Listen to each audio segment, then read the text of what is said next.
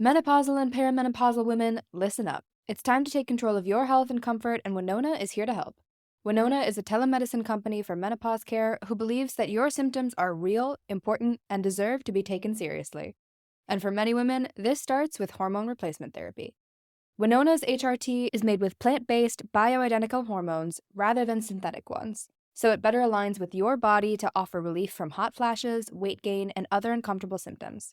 80% of women who use Winona find relief within just 90 days. So, what are you waiting for? Get started today. Visit buywinona.com today to start your free visit. With free shipping and the ability to pause or cancel at any time, your path to wellness has zero obligations.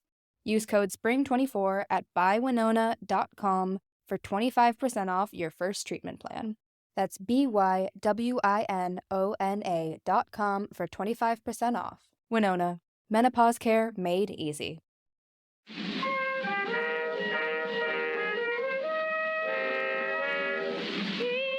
Hello, and welcome to Too Stupid to Live, a podcast that reviews romance novels $5 and under.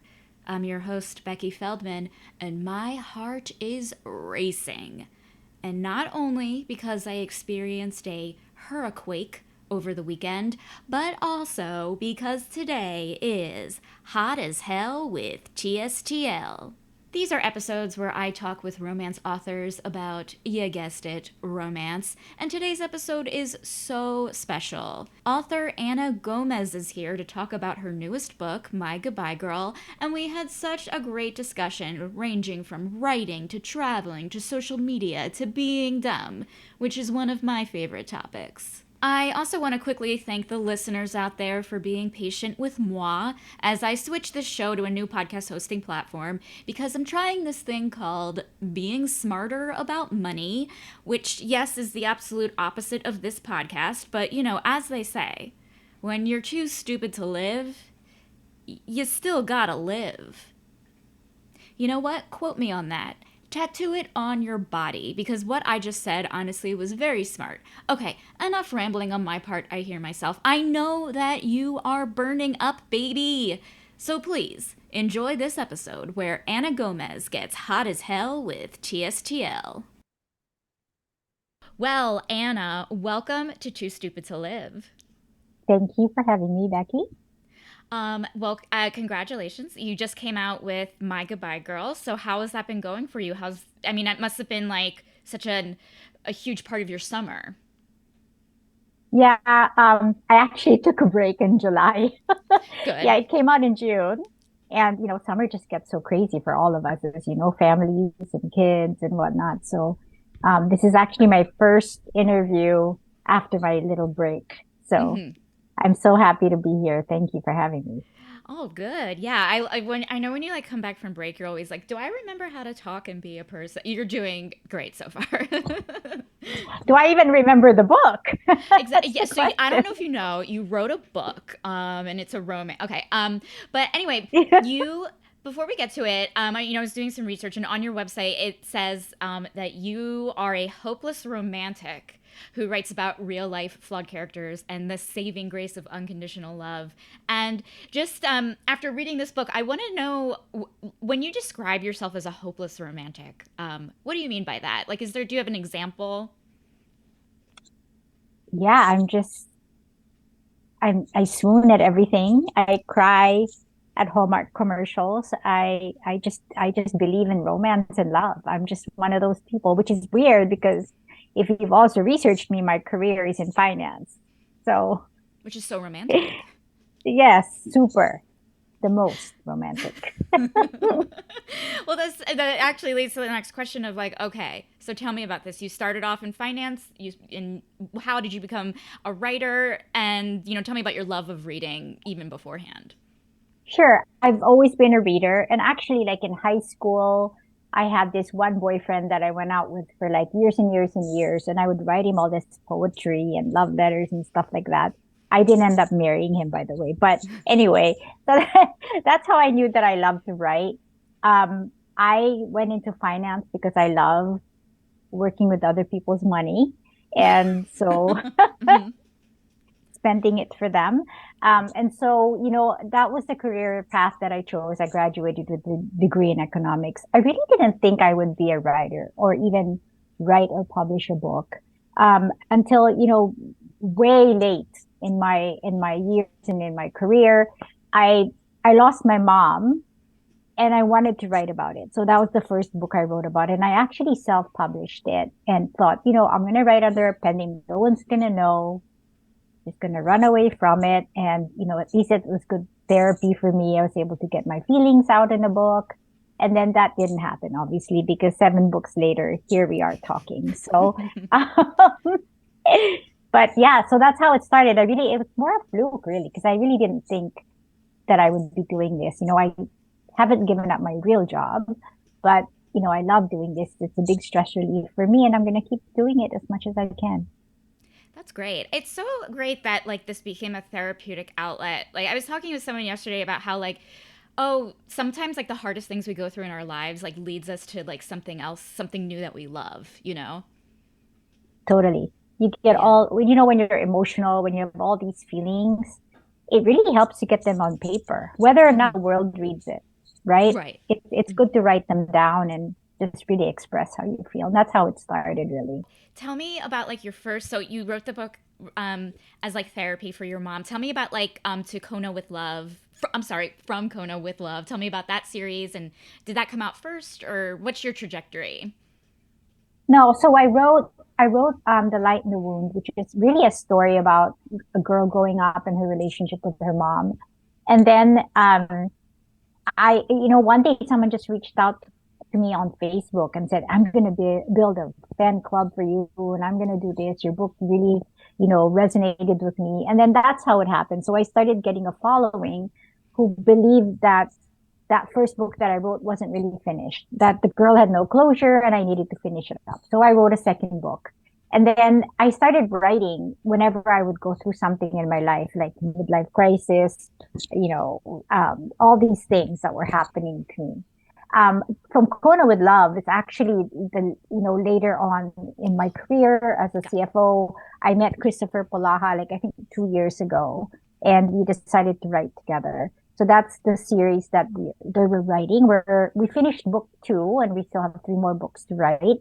Um, you know, and then with everything happening around the writer's strike, the actors strike, everything happening around our plans to make it into a movie have kind of been put on hold until everything just gets straightened out. But so that was later on. That actually from Kona with Love, Moments Like This, and Where the Sun Rises were actually books that I wrote like 2 years ago, Oh, and okay. then My Goodbye Girl followed after that. Mhm. So, for like your earlier books, and was there like because you were writing as therapy, writing, after you were going through something very like serious, like was there an emotional toll there? Like, can you talk about that of just like, just like the process of like writing it and like what the therapy was like as you're like getting all of this down, and especially in like a fictional format, which is like so interesting. Yeah, it is. The first thing about fictional formats is like you write it, it's fiction, but there's so much about what you've experienced or the people you've met or for in my case I write about multicultural characters because I travel a lot for work and I meet different people from different walks of life. There's reality in everything you write that's fiction. So that's the first thing. And it gets very therapeutic when you're able to express emotions and use words that you wouldn't normally use in your day-to-day life, but with messages that you want to convey.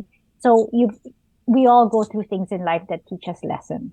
So we all learn things by being really stupid, which is why I love the title of this podcast because we've all done really crazy things in our lives. And every crazy thing you've done or stupid thing you've done is a learning experience. So I write I about agree. that. So it's cathartic. There's a change. There's an evolution.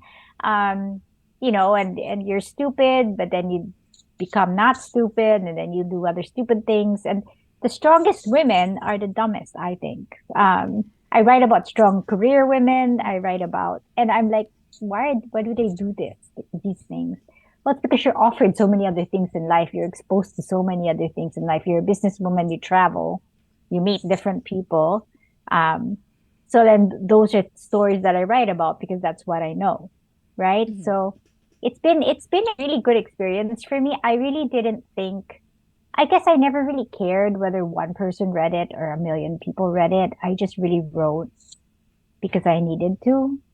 Hmm. So, and I think that's another thing I want to talk about is like the way if you write for the right reasons, I don't think you can ever go wrong. Hmm. So you don't run into like, I mean, I'm imagine just, I mean, even looking at like Tessa's character in the book, like kind of the obstacles that you go through as a writer, whatever it is, whether it's marketing or whatnot, or a writer strike in Hollywood, like it's like all worth it in the end. It makes it easier because you are doing what you love. Yeah. And that's just a side gig. I'm very lucky that it's a Right. side gig, right? I'm Hmm. I'm I'm lucky and I'm not lucky. I'm jealous of people who can just write full time. Very jealous. Like, I feel like people are like probably jealous of you because it's like okay you got some like there's a level of stability. When I hear finance, my first thought is like stability. Yeah, that's nice. well, people say like, how, will you ever just walk away in the sunset, stop working and just write? I think I'm too practical. I'm a Taurus. I want stability. And I think having a full-time job, a career, I've raised my family on my career, not on my books. I've Hmm. been able to afford vacations from my career, not from the books. Hmm. So I'll never give that up. And I love it. I love the people I meet. I love, just being in the world where you're always meeting people, you're managing people, you're showing your leadership skills. Um, but at the same time, writing is just something that it just fills me. Like it's part of me that completes who I am, I guess. Yeah. Do you ever like do you feel like you go into like two different like zones of like this is me in finance and then this is me writing? Like do you ever use a finance like kind of mindset to write or a creative kind of mindset in your day work? Oh, all the time. So I hid this for a long time. It took me 3 years to actually come out, and it was my boss who outed me. I work for an ad agency and they celebrate creativity, but I was always very careful because I kept thinking, I'd walk into a meeting and someone would say, like, she writes sex scenes, for heaven's sake. She's telling, you know what I mean? You're like Yeah. pushing policy and procedure, and someone's looking at you going, well, you write. So I wrote under a pen name and I separated those five. And it was okay for a while. But then after a while, it's like, you're two different people. You're on Instagram as an author doing different things, and then you're like in this corporate world. And there was a stigma against romance writers in the corporate world. It's just, when you say romance, they think basically you're writing smut or, Hmm.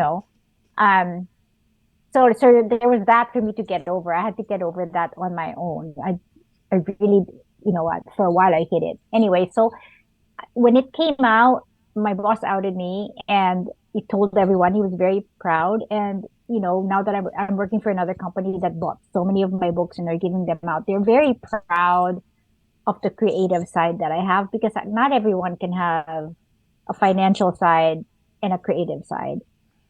But I take that and I take lessons from it. So for example, I have a group called Brace Butterflies. It's a group of like over 200 women.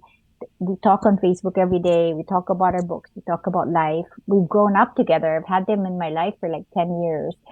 It helps me be a better leader at work because I'm dealing with women from all walks of life. It helps me be empathetic to what people are going through. And as a leader, it helps me to be more organized and to be, professional. So those two sides of my lives, they mix together and I don't know. I think I'm so lucky that I get to do those two things and that they help enhance me.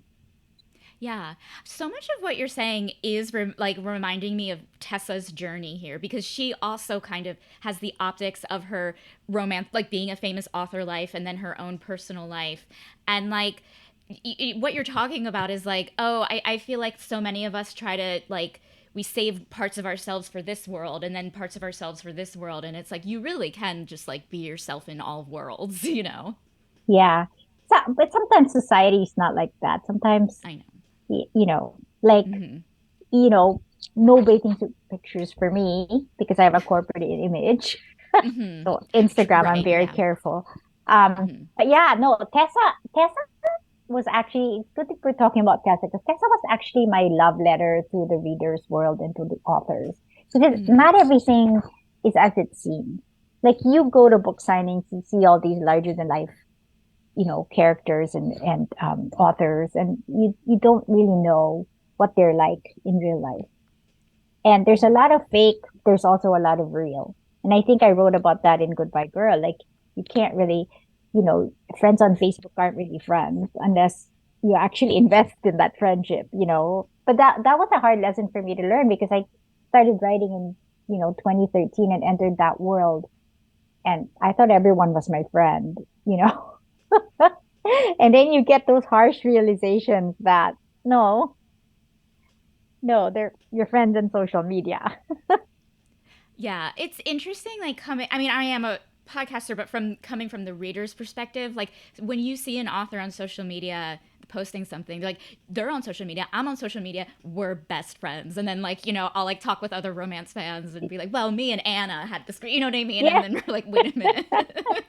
Well, no, but that happens a lot. Like I have people who've become lifelong friends, really. Hmm. But friendship takes investment, man. And Yes.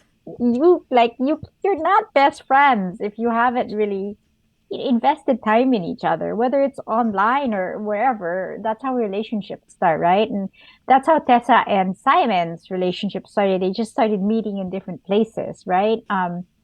And you can hopefully you enjoyed the book and hopefully you saw their evolution as Hmm.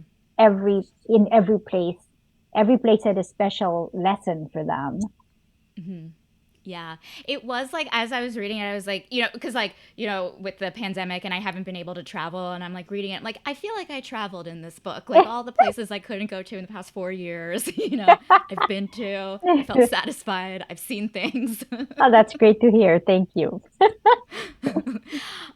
So I would love to know more about like where Simon's character comes from because he's very like he needs to know what's going on, and I guess analytical, but he's scientific. I guess is because Yeah, he's a scientist. Yeah. yeah. So you know how that this whole thought started. I wanted a take on, like, you're much younger than me, but there was this movie same time next year where Okay. these two people met every year and just they evolved in a relationship. I wanted to do that, but I also wanted, like, everything to take place in a place that meant something to me. So all those places I've been to, right? So um, that's why it was easy for me to describe them.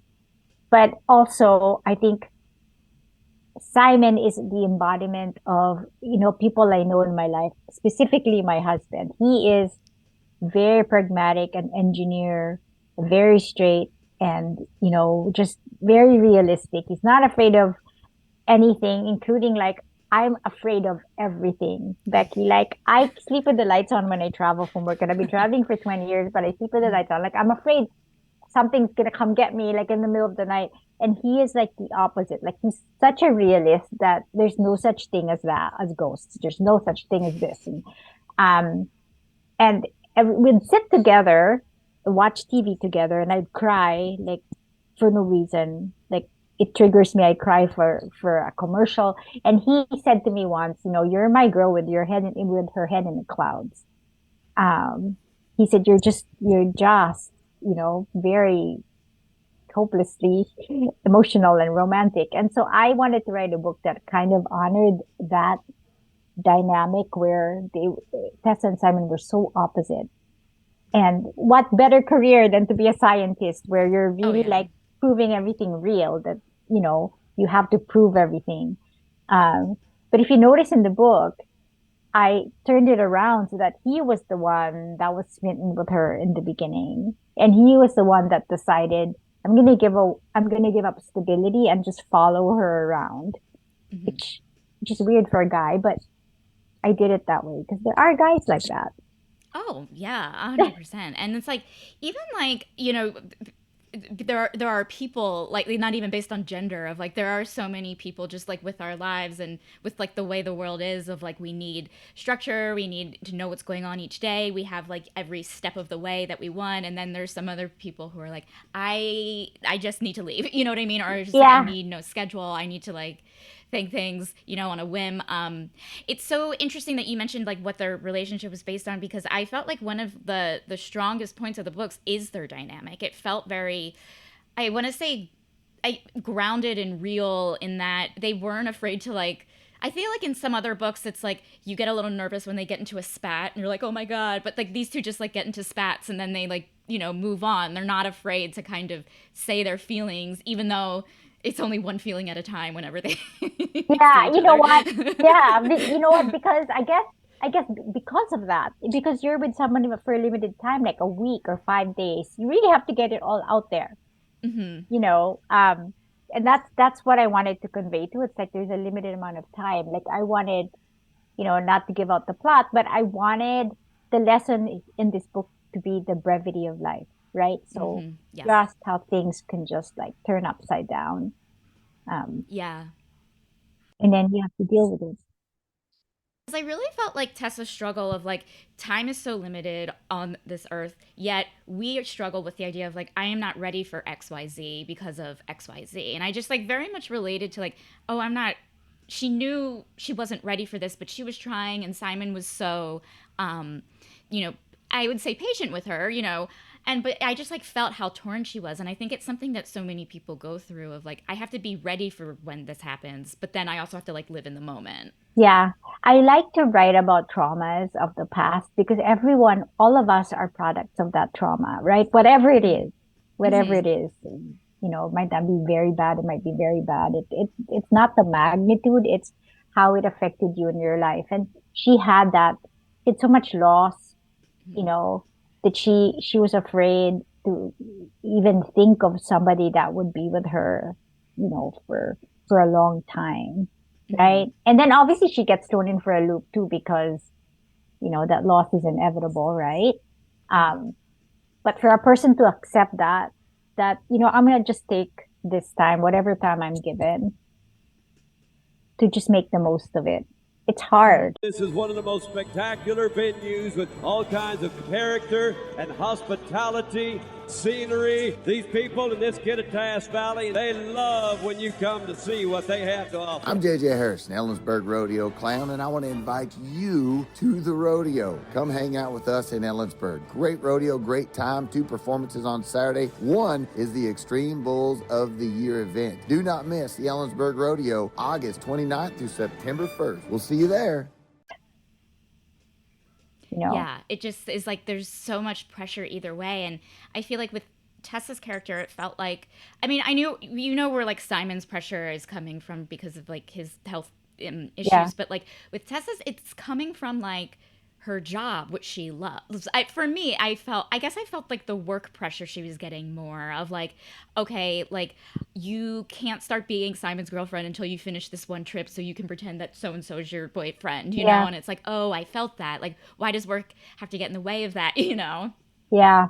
And that's her priority because she's never experienced that. She's like, whoa, I wrote this book and it just hit the bestseller list. And like, I want to keep it going.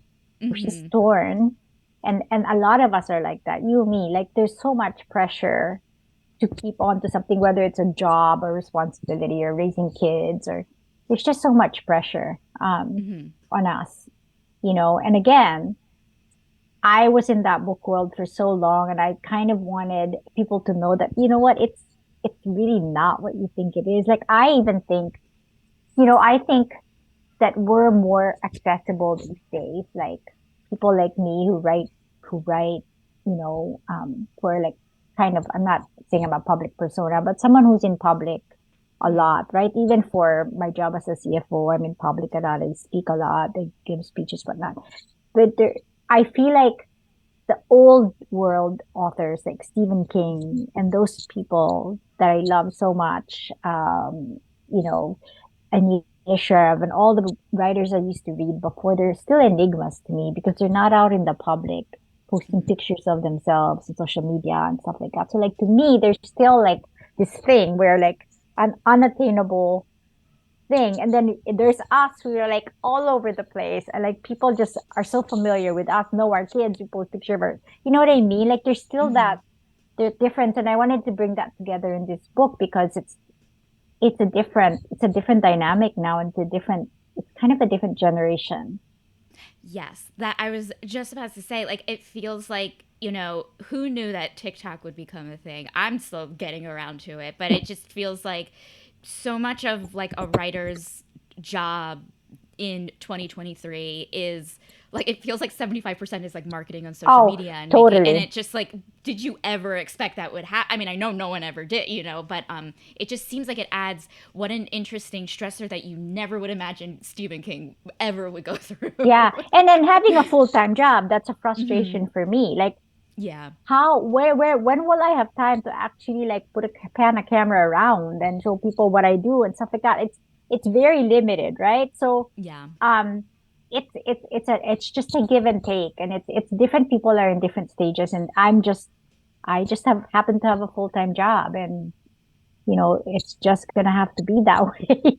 Yeah, yeah. Because it just like feels like you have to just like maintain like self care and be with your family and work and all this stuff. And it's like, oh, if I'm just like copying what everyone else is doing, it seems like, oh, like it could really just like make you go nuts if you're like constantly putting pressure on yourself to do this because they're doing this and this because they're on that. Yeah. And so I mean that's when if you got that point, which I know you did beautifully, then like at the end, like as Tessa progresses, she's willing to give all that up Hmm. to have time with Simon, right? Yeah. To enjoy her time with him. Hmm. Which I loved because like I just like felt like there was even though she was resistant, change is so hard. Seeing a character who was just like honest with herself and not kind of like running away from it or like doing something silly, and just like kind of playing the role of manic pixie dream girl in a way. Yeah, Like it was nice to see her just like really just like kind of like be mature with these like pressures that she was having. She was very much understanding what Simon was going through, even though she felt, was feeling different. did you find her annoying? No, I did not find her annoying. And like, is that something that like when you were with like an editor or whatever, like, No, well, people get annoyed because my characters are always annoying. They're annoying in the sense that again, they do stupid things. Great. mm-hmm, No, but some of the reviews said that she was annoying. The funny thing is like you write so much of yourself, and I said to the kids, like, people are, I guess, are annoyed with your mother because you guys are annoyed with me, and people are annoyed with me because I put so much of myself in my characters. But mm-hmm. so I wanted to ask you if you thought she was annoying. No, she's not annoying because if anyone knows annoying, it's me. I know how to be annoying. She is not annoying. Well, there's so much push and pull, but that was needed. So people were Yeah. annoyed with that. So I don't know. Yeah, I mean, there were like times when I was reading it, and it's like, and I read, and it's something I get with all books, when you're like kind of like sitting from above, watching these characters do their thing, you know what they need to do, but they're doing the exact opposite, and you're Yeah. kind of like, come on, guys, but you're like, as a reader, it's so endearing because you're like, how are they gonna get together? We know it's romance, whatever, but like, it's just like I'm not annoyed as much as like I feel like it's like I like you're like kind of like watching someone try to take their first steps in a way, but they're Yeah. like taking their Yeah. first step. Yeah. But hey, you know what they say? We all watch these train wrecks happen like that, so we Hmm. always do that. And then we're like, why are you doing that? Well, it's interesting. It's an interesting read, but yeah. But anyway, so yeah, I wanted to know what you thought about that. Yeah, I am just the type I love very flawed characters, particularly like flawed female characters with like a lot of nuance, and I like when things get messy in romances, like in terms of like whatever. I mean, I know I'm a train wreck, but I don't even know what it means, but like whatever train wreck means. Like, oh, like I feel like there's so much pressure for, especially as women, to have your shit together, and Yeah. seeing someone who is successful but still just not having your shit together. I think it's like one, it's a good reminder, but two, it's also like that's the part of like the human experience. And if someone's annoyed with it, maybe it's because they're annoyed with something in their own life. I don't know. Yeah. I'm speaking for other people now, but Yeah. I don't know. Yeah. Yeah. And you can't please everyone. I've learned that. This is my Hmm. seventh book. You can't please everybody, you know. Oh yeah. So Yeah. But it seems like you write to please yourself, like, after hearing like, the reasons how you got into writing. I do. I do it just for me. Yeah. And when I have nothing to say, I don't write anything, which is why it takes me so long to write a book, is because I have to have something to say. I have to have the evolution of something. I have to have a lesson there, you know. Hmm. So yeah, I mean, again, I'm going to say it out there. I'm very jealous of people who can do this full time because they can spit books out when they want. You know, it Hmm. takes me a long time because I've got my priorities and I've got my job and I've got my family. You know, my kids are grown. That helps a little bit, but still there's But so it much. seems like, from my perspective, it seems like you as an artistic person have these specific set of rules, and it's like, oh, I admire that, because I'm just like, oh, you know what you want to write and how you want to write it, and it's gonna come to you. You're not gonna do anything inauthentic. I think, you know what I mean, and I think that is like something so many people strive for. They don't want to write something fake or something that doesn't resemble, who they are. Yeah, I thank you for that. I think I mean, I've got editors who likes I'm too poetic, I'm too dramatic sometimes, you know, all that, but that's what I write. And, you Hmm. know, it they cross out so many things and then we argue and I put it back in, or you know, like this actually my goodbye girl was almost not going to be classified as a romance because obviously romance has happy endings, and Yeah. this is like a will they or won't they kind of ending, right? So Hmm. um there's a lot of that, but I think if I stick to my guns on like what I want to write, how I want to write it. And I'm really lucky that I've had a manager that kind of like understands where I'm coming from, that never pressures me. I have a publisher that doesn't give me deadlines because they know I have this career and they're like, okay, tell us when you'll be ready. Or I put Hmm. the deadlines on myself. Like I'll be like, I'll get it done by this, you know, because we have to book editors, as you know, it's really hard to find Hmm. um, great editors. Yeah. So, I mean, I think I do that because I have to, because I think there's not enough time in a day. Like, I don't know how you find time to do everything you want to do. Like, it's just, you have to accept the fact you can't do everything. Yeah.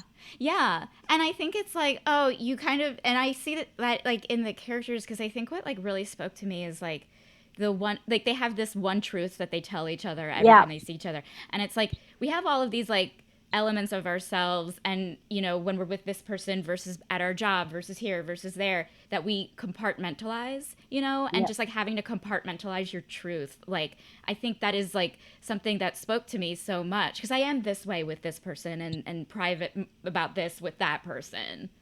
Yeah. No, I agree. Even on social media, like, I'm very uncomfortable posting like personal things. Like, a lot of people are free. Like, when they Hmm. talk, they're very open about, like, oh, I went through this and I went through that. And, you know, I always like think, like, I try to be, but I can't, like, because I'm different people with different people. Like, I'm different with you, I'm different with Hmm. someone else. If I didn't know you well enough, I'd be this way. And it's all true. It's not like you're Hmm. being fake. It's just different people in different situations bring out different things in you. And the one truth thing was a huge deal for me. I learned that I took that from an actual leadership training. So Hmm. I applied I that love in that. this story. It's like, you know, your one truth in the corporate world is different from your one truth between Simon and Tessa. But I thought it was Hmm. a good thing to kind of, hey, just tell me one thing about yourself that, you know, I'll never ask about or anything. You just tell me one thing that's true, that's real, right? Because she Hmm. came into this relationship being all fakey. Like, Hmm. she was holding a lot in, right? Hmm. Yeah. So, Yeah. That is so funny you got it from, because I was like, it felt like because you were like bringing up poetry, and I'm like, I wonder if like One Truth is a poem, and the fact that it came from a court, I love it. It's It just, was like, or yeah, it like, was like a group training thing. We had to sit there and say one truth. And I was like, I don't know. So, I liked it because it was like, I feel like their relationship is very overwhelming. Long distance, any type, is like just you listen, you hear the word and it's overwhelming. And so like hearing them have rules, like it's just like it's so calming to me. I don't know what it is. Like in my brain, I'm like, they have a rule, one truth every time, and that's not going to change. yeah, but you know what I learned and what I wanted to write about in this book too is that, those like things we read about in the news about like somebody fell in love with someone online or even 90 Hmm. Day Fiance, which I love watching. Like they Hmm. fall in love online. It's possible. Like it really is. Like so I used to think, how do you do that? Like, but it really is. You can actually form solid friendships and relationships. Like Hmm. just seeing each other once a year or seeing each other on Zoom. Um, and I learned that it can happen and like it's not a farce. Like, Yeah, yeah. Because I just think in our culture, the second you say, "Oh, I'm seeing someone and they live across the country," immediately your first thought is like, "Oh, it's not gonna let." You know what yeah, I mean? And yeah. it's like, because I don't know what kind of cultural messages we're getting, but it's like, oh, just those terms kind of like spring these like kind of immediate subconscious reactions. Yeah. Like my kids, if they were dating someone online, I'd be like, I don't know, like have you met them? Hmm. But those things really happen and you actually can build relationships. Now, obviously, what I wanted to bring up in the book too is if something real happens to both of you, like how do you weather that storm, right? Yeah. And Hmm. and that's probably the proof or the test, but it does happen. So Yeah. I don't make fun of that anymore. No. It's a very like even with the urge to do this, so that's it's really great. I want to talk about like you mentioned that every location that they go to where they learn each lesson, travel wise, are places that you have actually been to and are important to you. Yeah. Um, well, I worked for a French company for 18 years. And so I was in charge of projects that took me to Paris a lot. So Hmm. I absolutely fell in love with Paris. I still am. I still try to go there once a year. And I have friends from there. Hmm. And these are friends that they're French, they're um, South African, they're like from all countries. And we have this bond where because we worked together on a project for so long, we just became really close friends. And so Paris was always really special to me.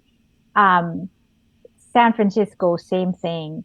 Hong Kong, same thing. I get to travel there because I'm from the Philippines, so it's 2 hours away. So Hmm. we used to go there on vacation a lot.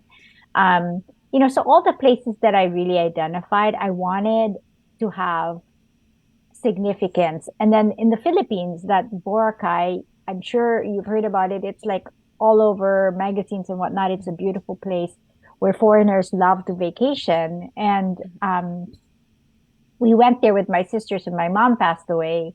And so I know the place so well.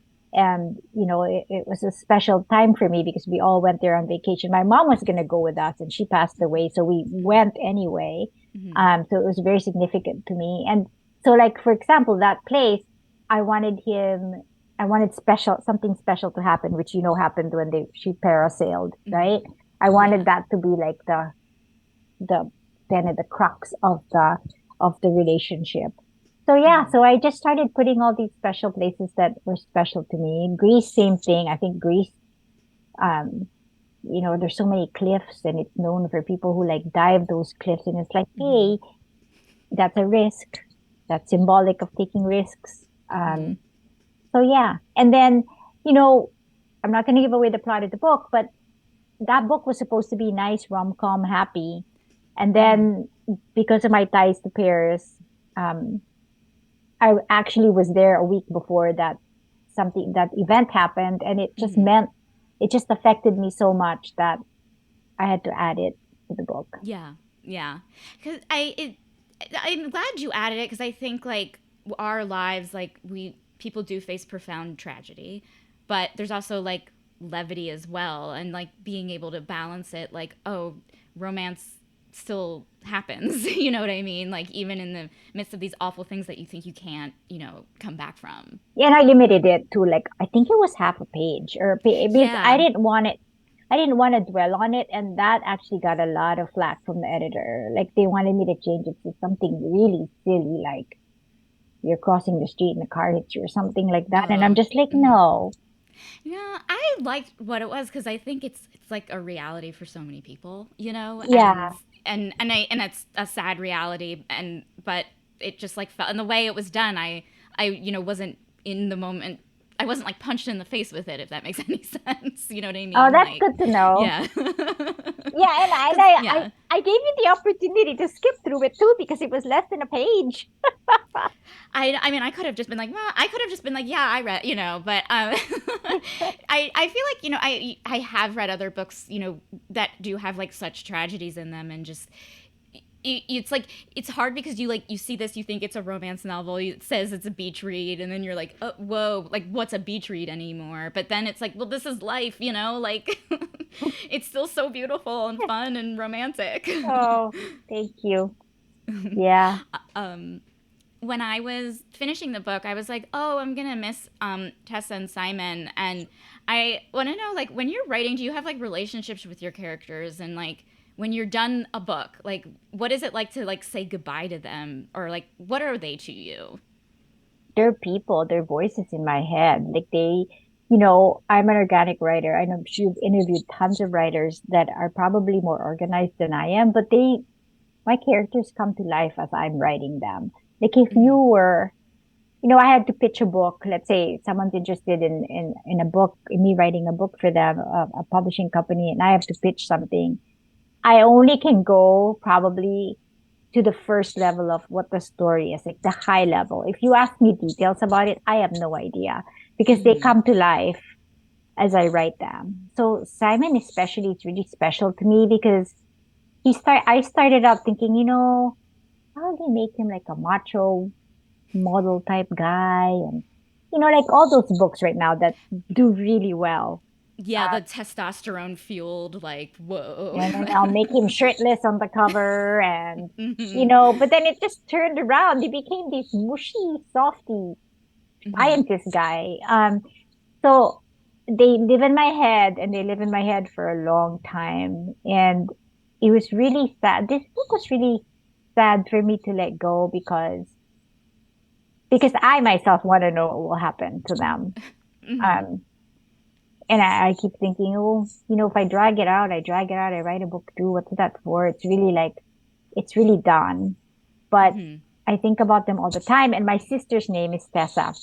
Mm-hmm. So that name alone is so special to me because she's from the Philippines. I miss her a lot. We don't see each other. I haven't seen her in 6 years. And when I think about Tessa from the book, I think about her because they have the same name. Like, Mm-hmm. so they're always with me. It was hard. It was hard to end that book. It was Yeah. really hard. Yeah. Yeah. It was like, and it's so interesting because like that's how I felt like reading it, of like, oh, like you realize the page is getting thinner, and I'm like, this is gonna work out, right? And I appreciated the ending and like the way it worked out. Like I think I I think happily for nows are happily ever afters. Like I know there's like kind of the debate of like HEA versus HFN. They're both the same to me, and it's like one you use your imagination, and in the other it's written down for you. Which one do you like more though? You like I both? pref- I prefer happily for now because I mean I love it. I guess it does depend on the book, depends on the like there were some great HEAs that I'm like, this is genius, I love it. But like I guess if I had like my choice, like some happily for now with like some sort of like hint that what the happily ever after is, if that makes any sense at all. No, Like yeah, yeah, it does. It does. like there was one where they like the couple their final moment is like she gets on the back of his motorcycle, and they're and it's so silly, but and you just know, okay, they're gonna travel the world. And it's like Yeah. now I in my Yeah. head I can imagine them like going to place to place. Yeah, you know what? Because the problem I have, I think, and this is just me personally, is sometimes when you write a story and the people are just so wounded or they do something really like hard to forgive. I find it hard to forget to end the story with them being back to normal because they have a lot to work on. Like, I don't Yes. know, in the real world, they'll go to therapy or like, Mm-hmm. work hard to get the other person back or Mm-hmm. something. And I it's hard for me to end the story when I know there's still work to do.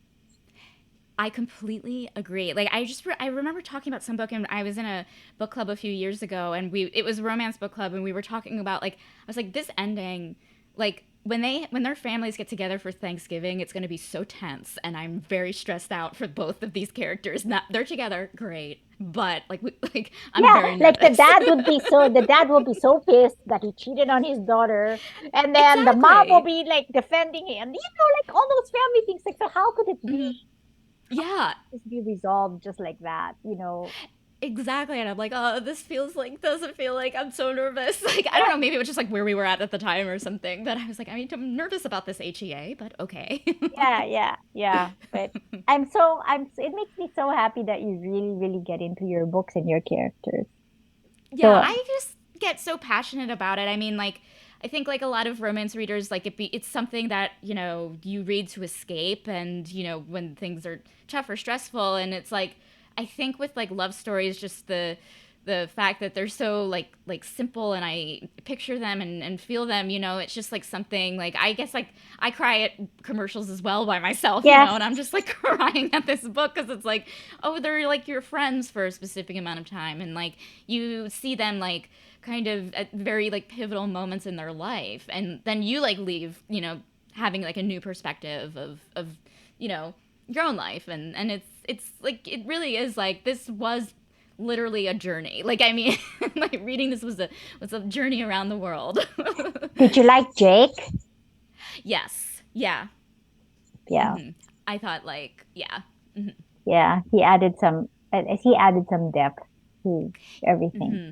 Yeah, Yeah, I feel like, because like there's sometimes where I'm like, oh, I love the other character. Like, obviously, like, we want the two characters, the main protagonist, antagonist, or main hero and heroine, to get together, or yeah, whoever, main lovers. But I love I love knowing like what the other people are in their life, to like kind of like, because it peppers their world. Like, yeah, I get very stressed when there are characters in romances when they don't have any like family members that they hang out with, or like friends. I'm like, yeah. what do you do? Like, who are you? And it's just like, I don't know what it is. Well, Like, then to how just do you sit fill and the pages too? If you don't have any other like backstories or side stories, I would have a problem filling that book up. So yeah, I'm just like, because it's like such a, like, with the relationships that the characters have with like their siblings in this, like, it really is like, you see who they are, like, you are who you are at your best and worst and most annoying when you're with your siblings. And so it's like, siblings, I'm like, okay, now I can see it, like, I see yeah,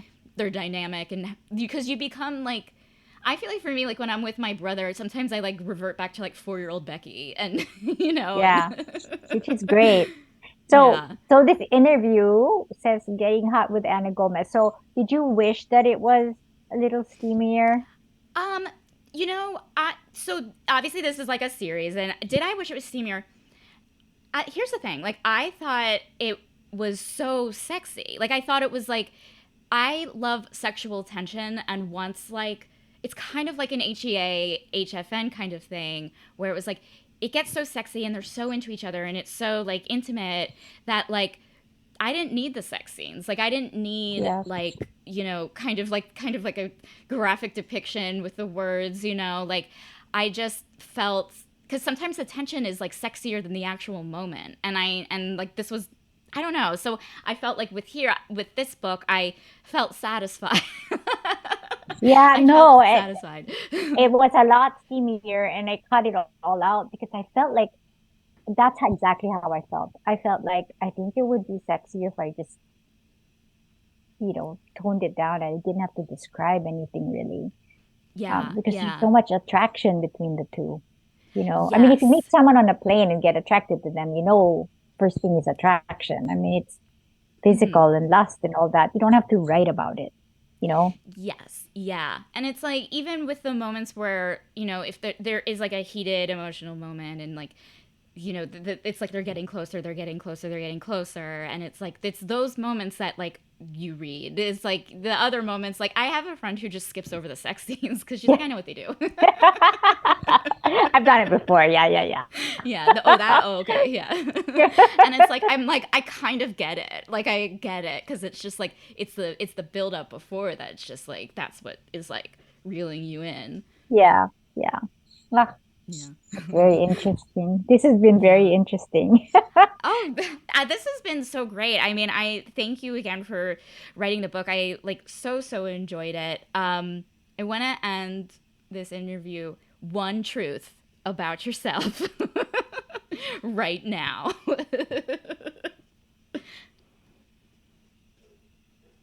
I think I'm in a really good place. I think I'm very grateful. One truth about me right now is I have so much gratitude. That's great. Oh, I love it. Yeah. I mean, I'm a lot older than you. I've gone through so much. And I think this book really made me so happy to publish. And I've had so many good comments, especially with yours today. It's been an honor really for you to read the book. Thank you. So I'm just grateful. Oh, I'm so glad. It was so delightful to talk to you, and I love the book so much. And I even if what's next is years from now, I can't wait to read it. Oh, I will definitely. I think I have your email now. I think I'll let you know when I have a new book coming up because I would love to send you my book. Awesome. Very cool. Thank you. Thank you, Anna. It was just lovely meeting you, and thank you so much for being a guest today. Yeah, thank you. Thank you for having me, Becky. It was nice speaking with you. Too Stupid to Live is part of the Frolic Podcast Network. For more podcasts you love, visit frolic.media/podcasts. For links on where to buy Anna's book, My Goodbye Girl, you can check out tstlpodcast.com and check out the show notes. Thank you so much for listening, and have a great rest of your day.